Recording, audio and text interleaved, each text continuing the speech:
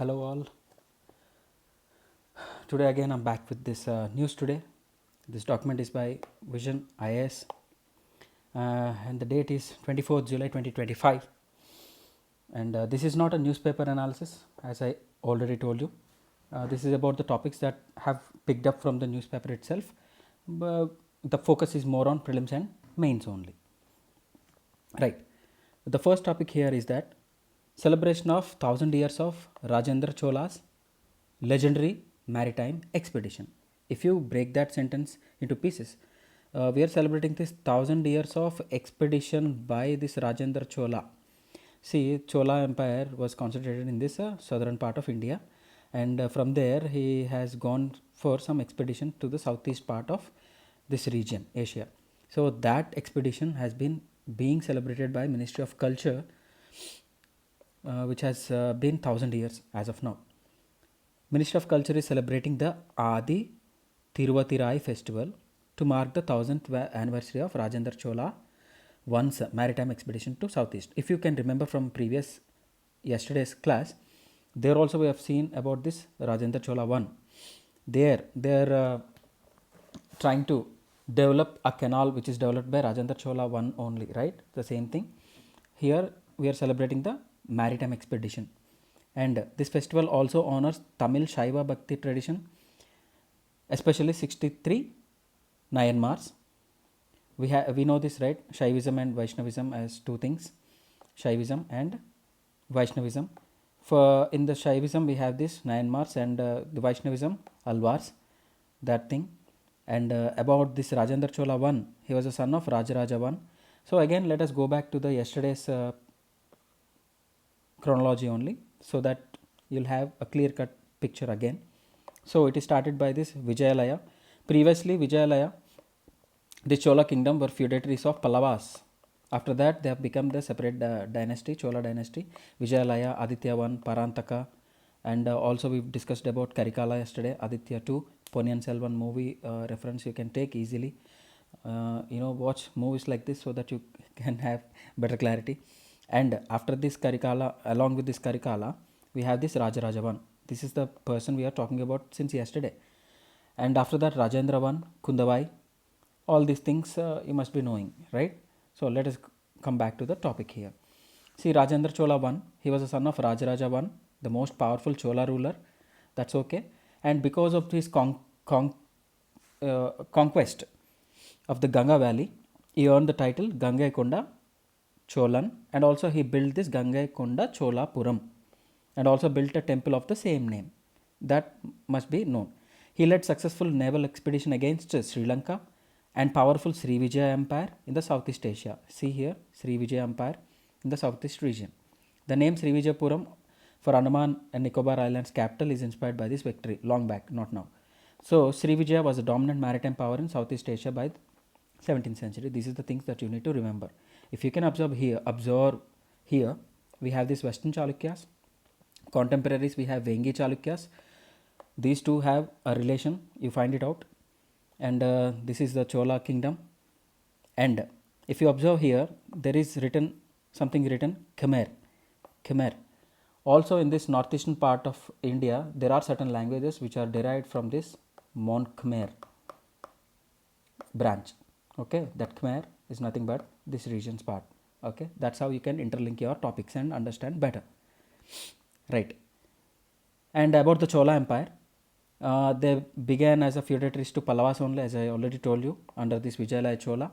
And peculiar thing about this Chola Empire is this local governance. Irrigation helped Ur. Ur means settlement of peasants. And after Ur, we have this Nadu. And tax system, common ones includes Vetti. We call, Vetti Chakiri, they call, right? Vetti means forced labor. Kadamai, land revenue. And key inscriptions, Uttar Merur inscription. Please always keep that in mind. Uttar Merur inscription is about this local governance only. Chola Empire is famous for this local governance, right? Local self-governance. So what they used to do is that they used to keep the names of the candidates who are interested in participating in the governance. They used to keep the names in a earthen pot, and a kid or child was asked to come and pick up a name from that. The ones who were selected from that pot, used to become the winning candidates. That was mentioned in this Uttar Merur inscription, please remember it. And cultural marvels, this Chola Empire is very much famous topic for UPSC mains. So remember the cultural angle of Chola dynasty, what temples they have built, how the evolution of temple has come in this Chola dynasty. All these things you need to have a idea. Coming to these culture marvels, there have been very splendid temples. Gangaikonda Cholapura, as we already mentioned. Airavateshwara is one thing. Brihadeshwara is one thing. Excuse me. If India map is drawn, you should be able to locate where this Gangaikonda Cholapuram is, Airavateshwara is, Brihadeshwara is. If you can mention the India map as well in that mains answer, you will get very good marks. And these temples have been declared as UNESCO's World Heritage Sites.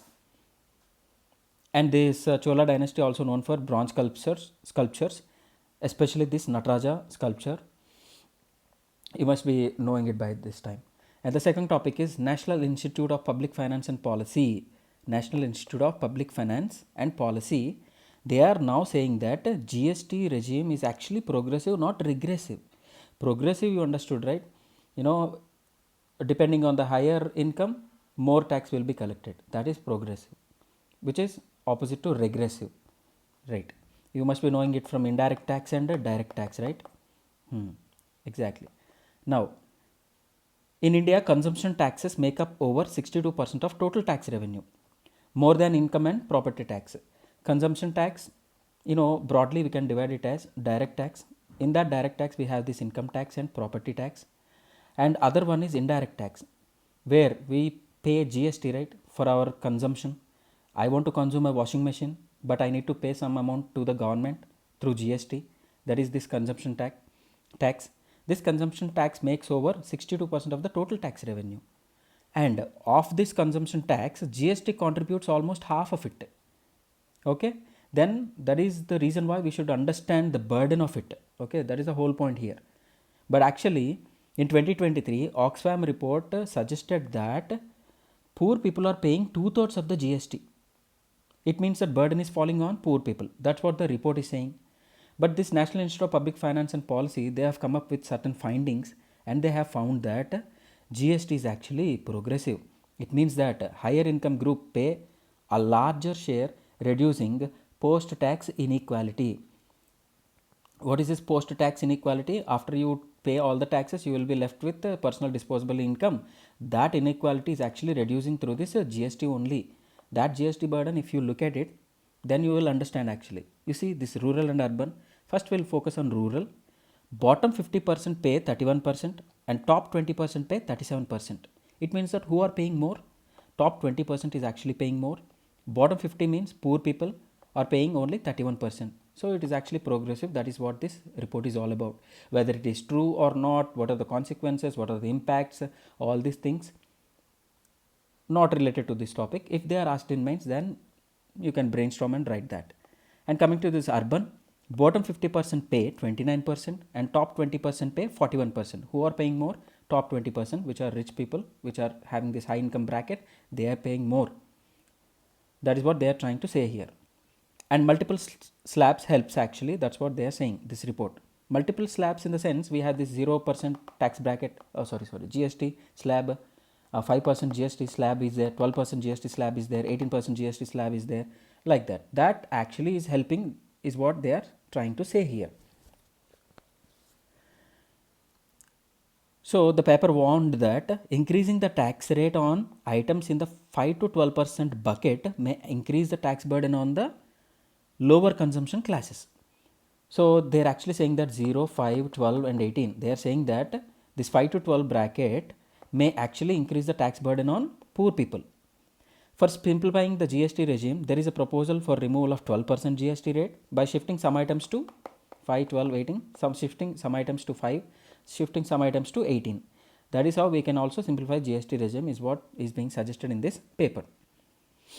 Next, National Sports Governance Bill introduced in Lok Sabha. Let us break down this statement. National Sports Governance Bill.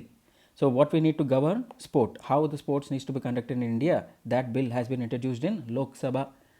It is just in a bill stage. It has not become an act, but at least try to understand what the features of the bill. So what they are trying to do is that they are trying to establish this national sports bodies for their respective recognized sports organization. And also National Olympic Committee is one thing, National Paralympic Committee is one thing, other thing is National Sports Federation and Regional Sports Federation. And also they are trying to come up with this National Sports Board, coffee board, tea board, tobacco board, like that. National Sports Board must be there. And let us see about this National Sports Board. Appointment of the chairperson and members. The chairperson and members will be appointed by central government only. You see here, there is this legislature, there is this executive, and there is this judiciary. And in India, there is no strict separation of powers, but at least we are trying to separate powers from each other. Okay. This National Sports Board is something, the outcome is dependent on the government itself. So it is mostly dependent on the executive only. And also the appointment is done by central government. That is how you can remember who will appoint, whether the parliament is appointing or whether the central government is appointing. That you can actually deduce through logic. Okay. I hope I made some sense here. So the chairperson and members will be appointed by central government. They must have special knowledge and practical experience in public administration, sport governance, sports law and related fields. Quite common, quite logical only. What are the key functions of this National Sports Board? They have to maintain a register of national sports bodies. How many bodies are there? What kind of bodies are there? All this register they have to maintain. And they have to constitute ad hoc administrative bodies as well, or direct national sports bodies also. And also they have to collaborate with international sports bodies. Okay, we have this doping test agency, right? International level, International Olympic Association body is there. All these collaboration must be done through this National Sports Board. And they also have to issue guidelines for ensuring compliance with international standards, best practices of Olympic and sports movement. All these are the functions of this National Sports Board. These are all mentioned in the bill. National Sports Election Panel must be there. Oversee free and fair elections for executive and athlete committees of NSB. Most of the sexual harassment, bribe, corruption, all these things happen in this part only. So to ensure this free and fair elections, we have to have this National Sport Election Panel. And National Sports Tribunal must be there, consist of chairperson. This chairperson must be Supreme Court judge or Chief Justice of High Court, or two members with expertise in two members with expertise in sports, public administration and law. It will formulate its own procedure. Please keep that in mind. Own procedure, ensuring speedy resolution of sports related disputes. And the most crucial part is that expenses will be charged by Consolidated Fund of India. Please remember it. It's a very crucial one. Civil courts have no jurisdiction over matters under the tribunal's purview. This is another point. And code of ethics must be included. Every national sports body is required to formulate a code of ethics in line with international best practices. And a safe sports policy and grievance redressal, ensuring the protection of vulnerable groups like, as I told you, women and minor athletes. So these are all the features of this National Sports Governance Bill. From mains perspective, it is very important. What do you think about the National Sports Governance Bill, and what kind of suggestions would you give? Like these kind of questions might come. You should understand what are the features of the bill and what can be improved or what can be negotiated, or whatever it is. That you must be able to answer in your mains. And the next topic is International Court of Justice delivers landmark decision on tackling climate change. Do you remember from yesterday? Vanuatu was an island. They are asking to declare environmental destruction as ecocide. They asked ICJ to do it, right? In continuation to that, ICJ delivers landmark decision on tackling climate change. Okay, right. In 2023, UN General Assembly adopted a resolution requesting International Court of Justice to issue an advisory opinion on states' obligation under international law to protect the environment. States' obligation, they are asking, what is your opinion on it? Legal consequences for failing to meet these obligations is another topic. UN General Assembly has asked ICU to give its opinion. Okay, right. One is that what are the obligations of the state, and the second point is that if the state is not meeting those obligations, what will be the legal consequences? These are the two opinions asked. And key highlights of the ICC ruling, let us see. Clean, healthy, sustainable environment is human right. That's what they observed, right? And the state obliged to limit emissions. State must prevent harm from greenhouse gases emissions and ensure to meeting this Paris Agreement target. This is one of the highlights of ICC ruling.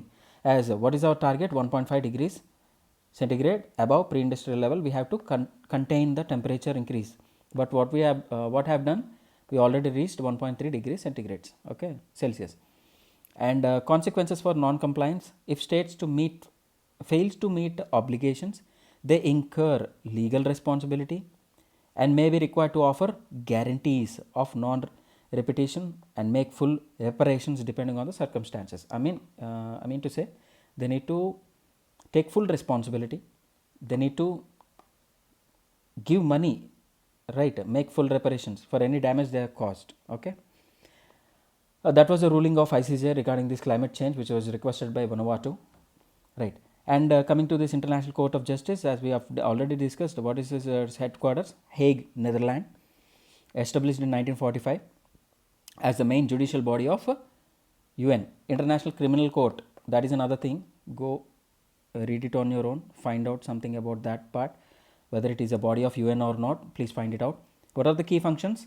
Settling disputes between countries, provide advisory opinions on legal questions that have been referred to it by other UN organs. That is what has been happened in this topic. Limitations: can only hear cases when requested by the states. No suo motu.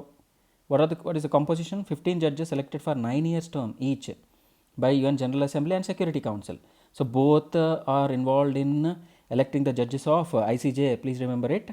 And we have I think Deepak Mishra or someone, Justice Deepak Mishra from India is one of the judges of 15 judges. And remember that if a judge has been elected from India, he will not represent India. He will just act like a neutral judge there. Judges act independently, not as a government representative. ICJ is also known as this World Court, is the only international court for resolving disputes among these 193 UN member states. That is another point. And next topic is India achieves 20% of ethanol blending in petrol 5 years ahead of its schedule. This is very, very happy news actually. I'm very much felt very happy reading this topic. Let us delve into it. Ethanol, C2H5OH, or ethyl alcohol, which you should not drink, is a renewable fuel made from various plant materials, collectively known as biomass. This ethanol is derived from this biomass only, such as sugarcane, maize, wheat, and other crops with high starch content. It is naturally produced by fermentation of sugar by yeast or via petrochemical process such as ethylene hydration. Please remember, there is one fermentation process, another one is ethylene hydration. By these two processes, what can be obtained? Ethyl alcohol can be obtained, which is nothing but ethanol, C2H5OH. Now we are trying to, like long back, we are trying to blend ethanol with the petrol. So launched in 2003 to promote blending of ethanol in petrol. What are the impacts of it? What are the uses of blending ethanol with petrol? That will be your work to do. It's very easy to do it. And what is the target? National policy on biofuels, as amended in 2022, advanced the target of 20% of blending of ethanol in petrol to 2025-26 from 2030. We have increased our target to 20%, but we already achieved it. Okay, India achieves 20% ethanol blending in petrol. Next, the policy allowed use of sugarcane juice, sugar beet, cassava, damaged food. All these things can be used for, which are unfit for human consumption, can be used for ethanol production. Next, achievements. Ethanol production surged from 38 crore liters to 660 crore liters in 2025. It's a really good advancement. And this is the most beautiful part of this topic. Saved 1.36 lakh crore in forex, because we are not, import on the crude oil will be subsidized by blending with the petrol, right? Ethanol, right? Yeah. So we saved how much? 1.36 lakh crore, and we paid approximately 1.2 lakh crore to the farmers. So the rupee is circulating in India only. To our farmers only we are giving the money. It's a really beautiful thing. And we are able to cut this approximately 700 lakh tons of CO2, which is helpful for achieving our Panchamrit goals. So it's a really good thing that's been happening here. And what are the measures taken to boost ethanol blending program? Interest subvention scheme is given. if a loan is given and the farmer has to pay the loan back, he has to pay the principal amount and also interest. If the farmer pays the loan amount promptly within the time, this interest paid by the farmer is given back to the farmer only. That is this interest subvention. And GST on ethanol lowered from 18 to 5%. Of course, man, you have to incentivize the farmer. If you slap him with more and more GST, who would be incentivized to go for ethanol production, right? So ethanol GST has been lowered from 18 to 5% in 2018. New sources have been included. Sugar syrup introduced for ethanol production at fixed remunerative prices. 2019. Fair remunerative prices is another thing. Fixed remunerative prices 2019. Industries Development Regulation IDR Act amended in 2016 to clarify on the role of central and state government for continuous supply of ethanol to be blended with the petrol. It means that administrative process have been streamlined. Approval of National Biofuel Coordination Committee to utilize maize for ethanol production. So now we are using this maize also for ethanol production. That has been approved by National Biofuels Coordination Committee in 2020. And come to the other topic, carbon border adjustment tax mechanism. Actually, this is a 2025 current affairs only, 2024 also. See, the European Commission will introduce a new measure to address the risk of carbon leakages of European Union produced goods produced in CBAM sectors. Let us try to break that. It's not as that complicated as it seems. See, for example, this is a European Union country and this is other country. Let's just say, take for example India. European Union are going for green methods for producing things. It means that if they want to produce steel, they'll go for green methods. It means that there is less and less and less amount of environmental pollution. But India is also producing steel, but we are not using such level of green waste. What will happen if we export steel from India to Europe? This environmental pollution that is caused is being transferred to European Union. So European Union already going for these green methods. Why would they import goods manufactured using polluting methods? No, right? So what they are trying to do is that they are forcing other countries to go for green methods. How are they doing? They are trying to put up a tax. That tax is nothing but this carbon border adjustment mechanism. If India is using green methods for producing steel, this tax will be lower. If they are producing through polluting methods, this tax will be more. That is the whole process that is going on here. Right. Carbon leakage is shifting of greenhouse gas emitting industries outside the country with stringent norms. Here what? European Union. Two countries with lesser stringent norms to avoid tighter standards. This is this carbon leakage. To contain that, what they are doing, this carbon border adjustment mechanism. So about the CBAM, it is being rolled out, requiring importers to pay for the carbon emissions embedded in the specific goods across 6 CBAM sectors. What are these sectors? Cement, aluminum, fertilizers, iron, steel, as I already told, hydrogen and electricity. This move is a crucial step in promoting a sustainable and low carbon economy. I hope I made some sense here. CBAM, it's very easy topic only. And India Skills Accelerator Initiative. If you break that sentence, in India, Skills Accelerator Initiative has been taken up. We need to improve the skills because what's happening? Demographic dividend is going to increase so much in India. So for that, Ministry of Skill Development and Entrepreneurship, in collaboration with World Economic Forum, deliberated on India Skill Accelerator. And about the Skill Accelerator Initiative, the key objectives are to enable agile career transitions, scalable training, and education with industry needs. It means that if you are a doctor and you are trying for an engineering job, how would that make any sense? Same thing. The education must be matched with industry needs so that employability will be more, scalability will be more, and also training is good. Agile career transition can take place. All these things, particularly in where is this education with industry needs alignment is going to take place? AI, robotics, advanced manufacturing, and clean energy. Platform structure is that a public-private collaboration platform for cross-section innovation. Always public-private collaboration is the best. Okay, innovation from private will come, and trust from public will come, like that. Okay, public institutions, right? Part of the WEF reskilling revolution. It incentivizes government to provide upskilling and reskilling to all workers regardless of education levels or employment status. Okay, if that is given, certifications will be given for the skilled people. More trust is built there, more service can be done through that person, like that. Okay, next topic is financial conditions index. If you remember yesterday's topic, financial inclusive index, which is given by RBI, today financial conditions index. A study of RBI has proposed the construction of a financial conditions index for India to track market trends with daily frequency. Yesterday's is about financial inclusion, this topic is about market trends. So, about this financial conditions index, it assesses the degree of relatively tight or easy financial market conditions with reference to its historical average since 2012. If you remember, financial inclusion index has no base year, but here we are taking this historical average since 2012. The chosen indicators represent 5 market segments. What are those? Money market, GSEC market, corporate bond market, forex market and equity market. Both money market, capital market is there, forex market is there, GSEC is there, bond market is also there. Everything related to economy is there. So, higher positive value of FCI indicates a tighter financial conditions. So, should we have a tighter financial condition or easy financial market conditions? It depends. Okay.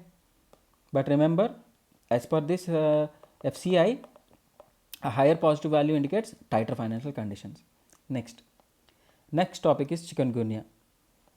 Okay, winner chikungunya dinner. Okay, WHO warned that a major chikungunya virus epidemic risks sweeping around the globe, calling for urgent action to prevent it. So, chikungunya virus, so it means that chikungunya is a virus. But yesterday or day before yesterday, we talked about malaria vaccine, Adflavivax. That malaria was transported to female Anopheles mosquito, right? And it is a parasite. It is born vector is parasite. Yeah, here chikungunya is a virus. It is a mosquito-borne viral disease caused by chikungunya virus. Who are carrying this? Aedes aegypti, Aedes albopictus. Malaria is female Anopheles. Here chikungunya by this Aedes aegypti, which can also transmit dengue and Zika virus also. So, first of all, let us complete this chikungunya, and then we'll see about different types of vectors and diseases caused by them. And what is the treatment about this chikungunya? No specific antiviral drug treatment is there. Indian government initiative is National Vector Borne Disease Control Program. Right. And coming to this part is much more important. We have this vector as Aedes mosquito, Anopheles mosquito, Culex mosquito. As and when you come up with a new mosquito, add it here. So, Aedes mosquito is a vector. What are the disease caused by it? Chikungunya, dengue fever, Rift Valley, yellow, Zika and lymphatic filariasis. Chikungunya, dengue, Rift Valley, yellow, Zika, all these are viruses. Lymphatic filariasis is a parasite. Anopheles mosquito, malaria and lymphatic filariasis. Both are parasites only. What about this Culex mosquito? Japanese encephalitis, lymphatic filariasis, West Nile fever. Japanese encephalitis is a virus, lymphatic filariasis is a parasite, West Nile fever is a virus. Okay, take a screenshot of it or make a note of it somewhere. So, AI for India 2.0 program. Ministry of Skill Development and Entrepreneurship informed that AI for India 2.0 enable tech learning in 9 vernacular languages, empowering the youth. We are trying to impart this technology through these vernacular languages. That is nothing but this AI for 2.0 program by this Ministry of Skill Development and Entrepreneurship. Target groups are college students, fresh graduates, early career professionals, especially from rural and non-English speaking backgrounds. That is why we are focusing on vernacular languages. Free online training is also being given in machine learning as well. The next topic is National Crisis Management Committee. Crisis management is all about disaster management. Disaster management is under which ministry? Ministry of Home Affairs. That is the point that you need to remember here. So, Ministry of Home Affairs notified disaster management National Crisis Management Committee Rules 2025. So disaster management granted statutory status to this committee, National Crisis Management Committee. They have given a statutory status now. What is the composition? Composition is cabinet secretary. Cabinet secretary is also like, yeah, executive, with members including the home secretary, defense secretary, etc. What are the powers and functions? Acts as a nodal body to deal with major disasters which have a serious and national ramifications, such as COVID, right? Much more also. Now they are saying this chikungunya virus epidemic is also spreading. Then also who will take care of this? NCMC. If landslides happen, the NCMC, like that. Can evaluate preparedness for any disaster or emergency situation. If nuclear reactor fails, that is also a national disaster. Let's hope it does not happen, because I have watched this Chernobyl and it was spine chilling. Chernobyl disaster, right? And they can evaluate preparedness for any disaster, as we have already seen, and coordinates and monitors national disaster response efforts. That is one thing. Okay. And coming to this next topic, Hanley Passport Index.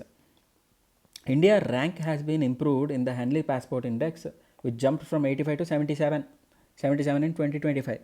Indian citizens can now travel to 59 destinations without visa. Okay, it is good. You can go to 59 destinations without visa, but you need money to go there. That's another story. Right, focus on money.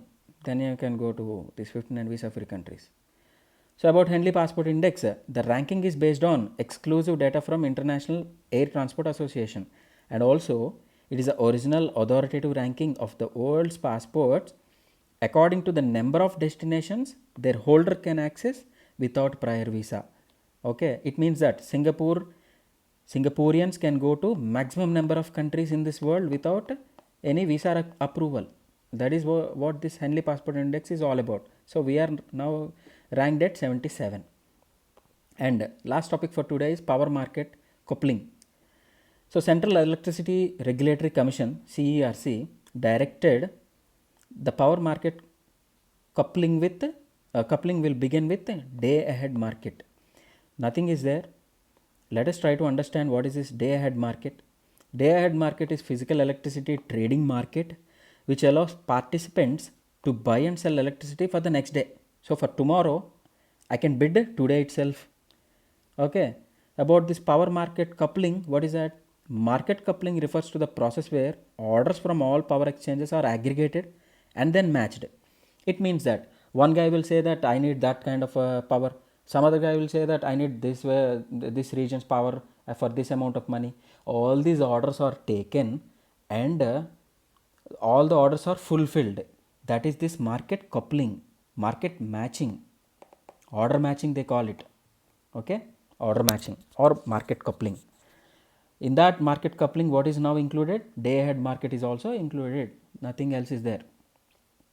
Okay, that brings us to the end of today's lecture, 24th July 2025. See you next class. Thank you.